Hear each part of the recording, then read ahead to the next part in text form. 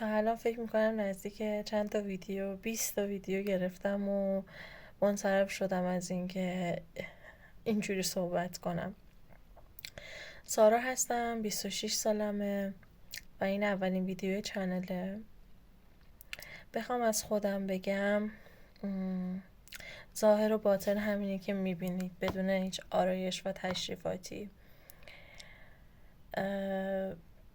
اینجایی که هستم دارم کار میکنم، پرستار سالمندم و دارم اینجا کار میکنم. خیلی علاقه داشتم که وارد یوتیوب بشم و یه چنلی بزنم و ولاگ تهیه کنم، برای ولاگ های روزانه تهیه کنم. میدونم که امروزا خیلی زیاد شدن، اما خوشحال میشم که منم دنبال کنید و با هم همراه باشیم.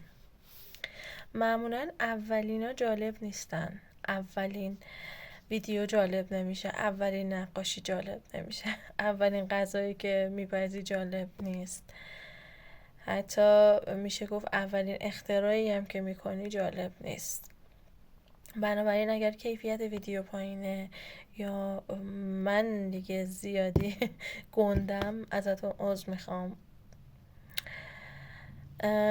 سعی میکنم هر روز ولاگ تهیه کنم و هدفم از اینجا بوندن اینه که تنهام و دوست دارم کنار هم باشیم و دوست دارم دوستایی واسه خودم پیدا کنم.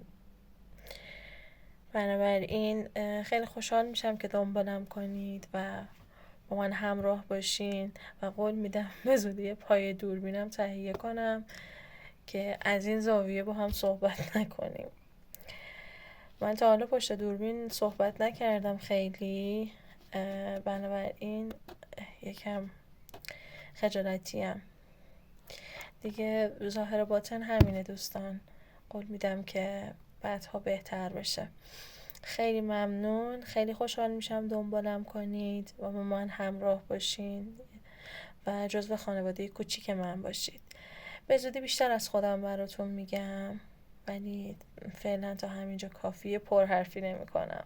بدرود.